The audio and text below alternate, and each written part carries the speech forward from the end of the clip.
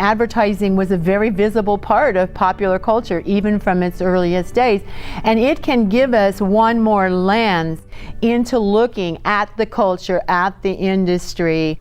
You can learn a whole lot about culture, about consumption, about the advertising business itself by looking at ads.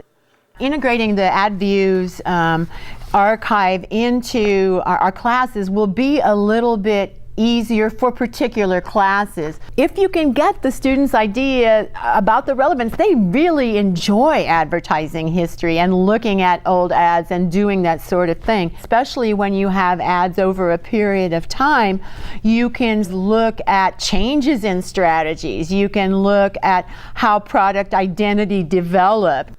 After I finished my dissertation, I said I want to find out more about women working in the field of advertising, because most of the historical accounts that we've had haven't really talked about women.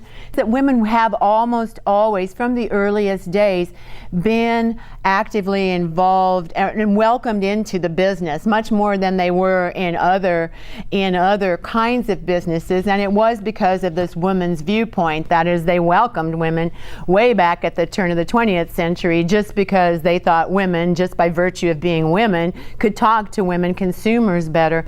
But in the early years, we were very, very stereotyped. Women were shown in very limited roles, usually not making important decisions, often as sex objects, and just sort of always relying on an authority figure and that sort of thing.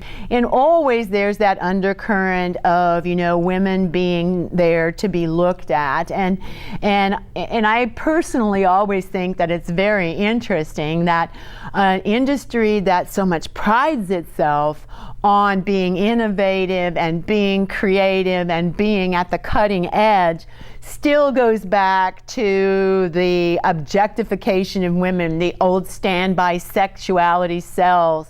Advertising has been very, very negligent about preserving its own history. It's important to have these ads archived because I think we need to develop more of a historical consciousness within our discipline, that is within our classes and things that we teach at the university. And I really think it's important for us to think about the kinds of material that we want to be saving now for future generations.